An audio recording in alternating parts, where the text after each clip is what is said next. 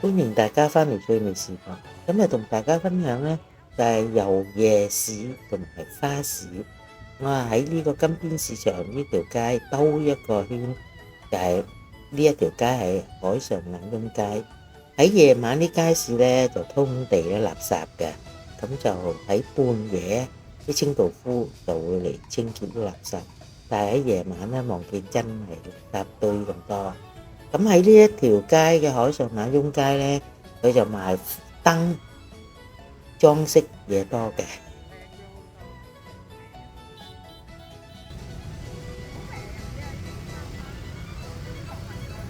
中國運過嚟，如果喺度做啊貴啊，成本高啊，哇！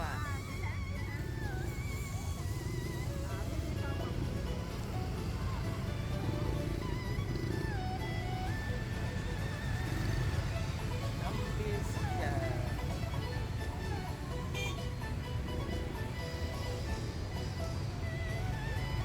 其實過嚟呢度啊，淨係個年尾係咁呢幾日咧，已經睇晒個靚噶啦，一到年初一啦，好似靜英英。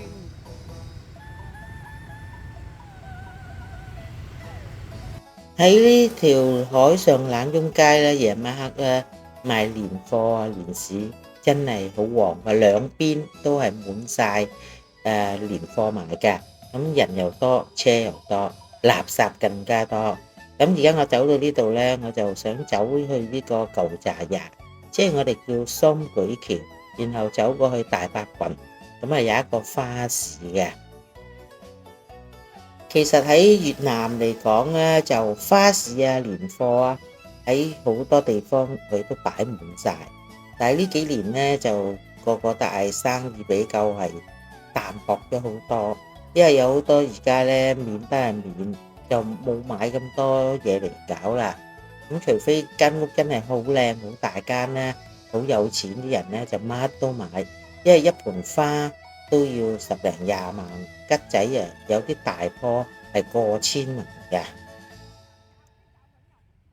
今年啲過千萬嘅桔仔咧都好少見。我曾經去過幾多花市都好啊，都係見過有兩對嘅啫咁多，因為咧太過貴，咁少人買，佢就唔會攞出嚟啊，唔會培養嗰棵桔仔嘅啦。望見呢條街人流多，好多人都停低嚟睇下，間中都會有買嘅。通常喺越南買嘢，大多數都係幫襯翻啲熟人認識嘅買，咁就冇乜講價。如果你貿貿然咁中意去買呢，係開好大價嘅，還幾多都賣嘅。而家咧走到呢度咧就係呢個雙舉橋啦，叫做舊茶衙。以前咧係得個單路啊，就走上落，但係而家開闊咗，兩邊有上有落。咁呢度開呢條舊茶衙應該係喺2000年嗰段時間起，1998年嗰陣時候，我仲喺越南都係見到佢未起嘅。咁而家起咗方便好多，右邊呢度上嚟咧，喺另一條街走上嚟穿過，咁所以形成咧就比較係冇咁塞車。咁而家走咗之後咧，我就轉入咗呢個教信玉嗰條街。以前走上去呢個大伯群咧，就只係得呢個舊茶衙，即係雙舉橋可以入。尤其是演曙坊街嗰度開咗一條過去大伯群，係好方便嘅，咁所以咧塞車就比較少咗啦。所以大伯群啲屋咧個價錢咧係都好高下，冇以前咁樣咧就係呢個海皮啊，或者啲屋咧冇咁有價嘅。而家咧啲屋都好有價嘅。不過點都好啦，喺越南咧人多就路窄，所以車多，尤其是而家汽車好多，所以形成邊一笪地方都係塞車嘅。落咗舊茶衙之後咧，我就向住右邊走，呢一條路叫平冧，即係屏東路。咁喺呢度咧就年年咧有個花市嘅，個花市咧往年咧係好多花賣㗎，但係今年咧少咗好多，同埋啲花咧亦都係貴咗好多。咁你睇喺度係好多人睇住呢啲花，但係其中有幾架車係送貨嘅，唔係買者嘅。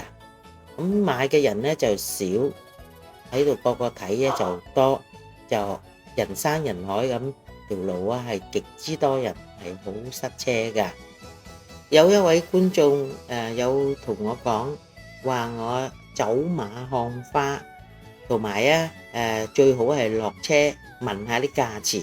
其實咧，我相信你都明白到喺越南如果你問價錢咧，佢一定要叫你還價，同埋佢係追到你咧要買為止嘅。咁所以我係冇可能走去問價，只係知道人哋買幾多錢，大約知道係咁樣。因為喺呢度，如果我落地睇，又要寄車啦，又要慢慢行影係好難影嘅。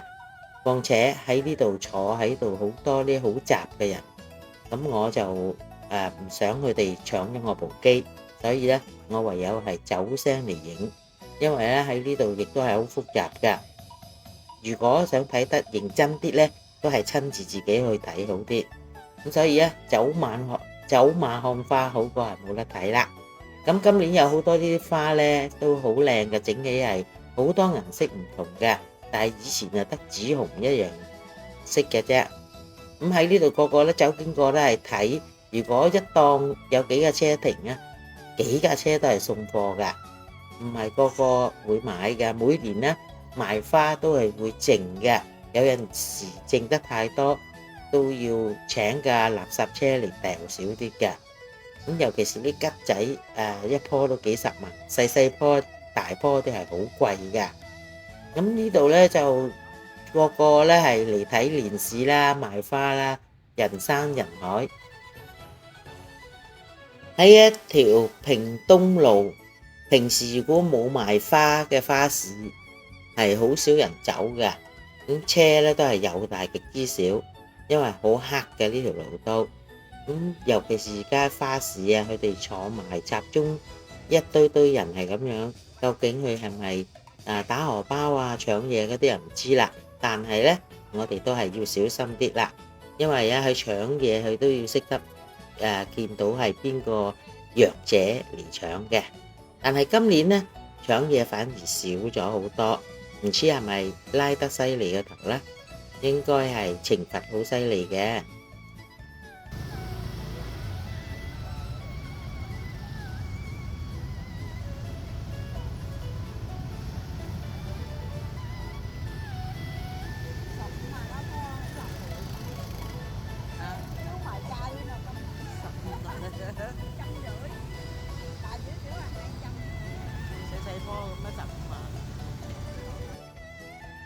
喺前面呢一度整咗個台，搞到咧人山人海，真係好難先可以過到架車，全部企晒喺度睇呢一個台。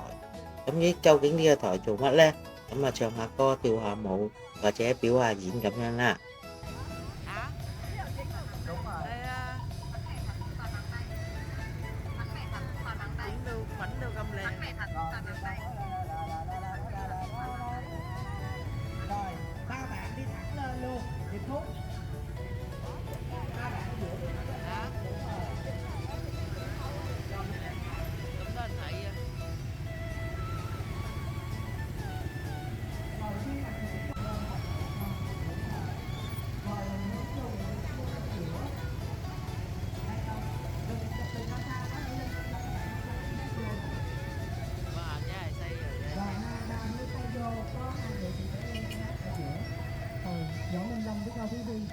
Đúng không?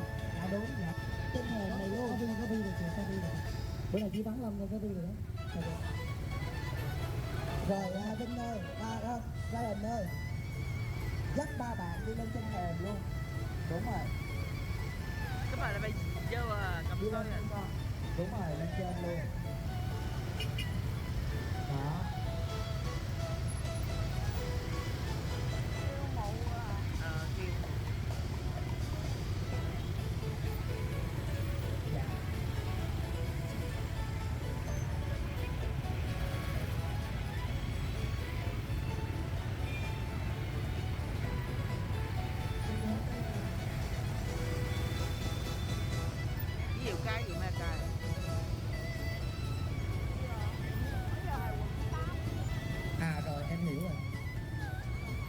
không Ryan ơi? Lại nha. Cho lại cái chỗ mà năm em hát. Rồi phần tân nhạc nè, Vista về vị trí này đi con.喺個台呢度開始就係人頭湧湧，真係水泄不通，好難先係可以慢慢走到出嚟，比較鬆動啲。咁走上冇幾遠咧，開始有嗰啲食肆啊，即係我哋叫夜市買嘢食啦。咁喺呢度咧，啲人大多數咧趁過年遊下街啊，同埋去睇下表演啊，消耗時間。咁尤其是喺啲地方係唔使入場券啊，最多人。大多數啲人住啲屋咧，又比較係細小啲，有陣時喺屋企都冇乜地方坐，所以咧形成咧就個個出去遊街。我哋望見呢度咧就係賣夜市啊，賣嘢食咁樣，一路成條街都係夜市嚟㗎。賣嘢食嘅，酒店。嗱呢度開始賣嘢食嘅，整酒店喺度，啲人行夠咗咪有得食咯。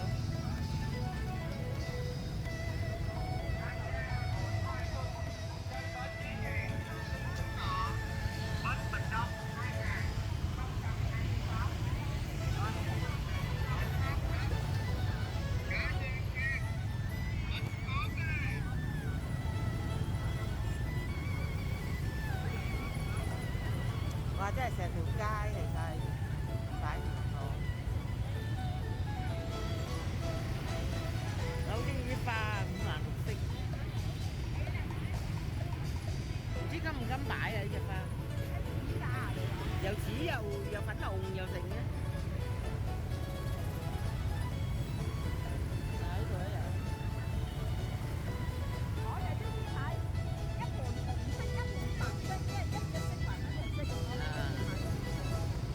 即係唔中意買幾樣色。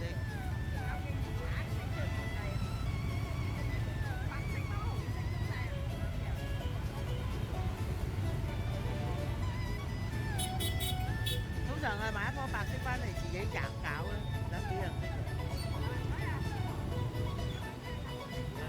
咁鬼逼人。點解呢條嗰度會啫？遮乜鬼嘢？影唔到佢招牌名啊！呢個叫永江魚啊，永江魚，翻咗睇永江魚啊，知道出邊嗰條街係咩街？好啊！等你去睇。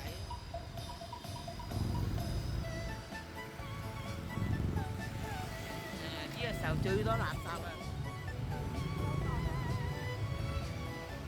呢一度屬於大伯群，我又唔係咁清楚啲路，所以咧就冇將嗰啲路嚟讀俾大家聽。咁而家走到呢度咧，開始揾路翻去出去大五群啦。咁走出去呢度咧冇幾遠，我哋轉翻出去個舊炸牙嗰度。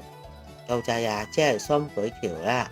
咁喺呢度大伯群而家咧係好光猛嘅，以前夜晚黑係黑沉沉咁樣，好少人走嘅，但係而家就係唔同啦，度度都係燈紅火綠，同埋人好多，車好多嘅。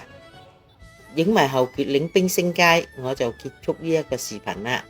希望大家喜歡我視頻，幫我點讚下，未訂閱咧就撳下個訂閱。喺度祝各位新年快樂，馬年行好運，身體健康。多謝大家咁耐以嚟支持我呢個視頻。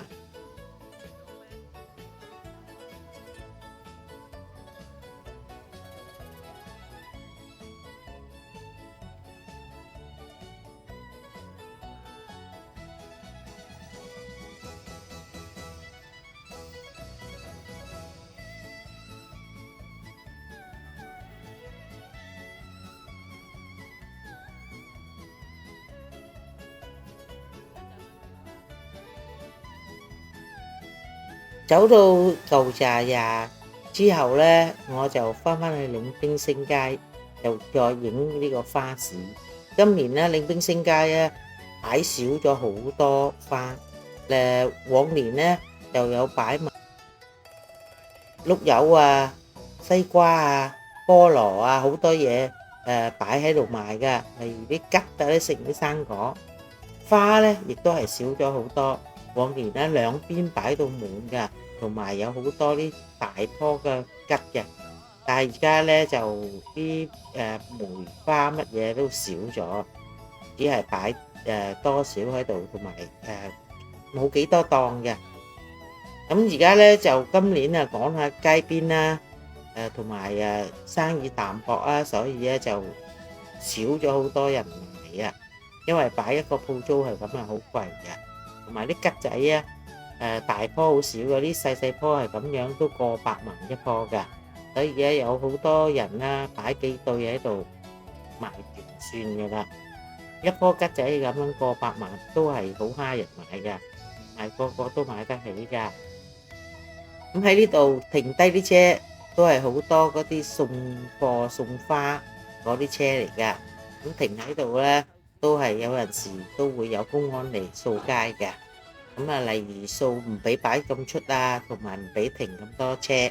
所以咧，今年望見咧呢個定冰星嘅花市啊，亦都係少咗好多人啦。嗰陣時人多，個個停架車喺度望。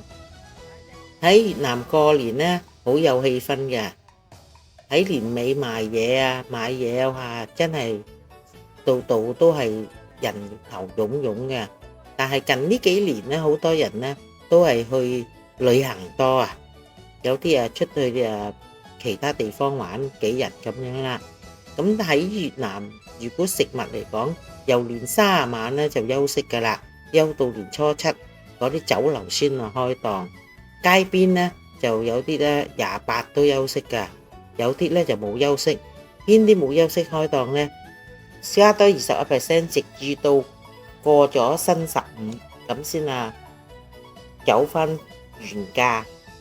咁喺呢度就過年咧，有陣時揾嘢食都係比較難啲㗎。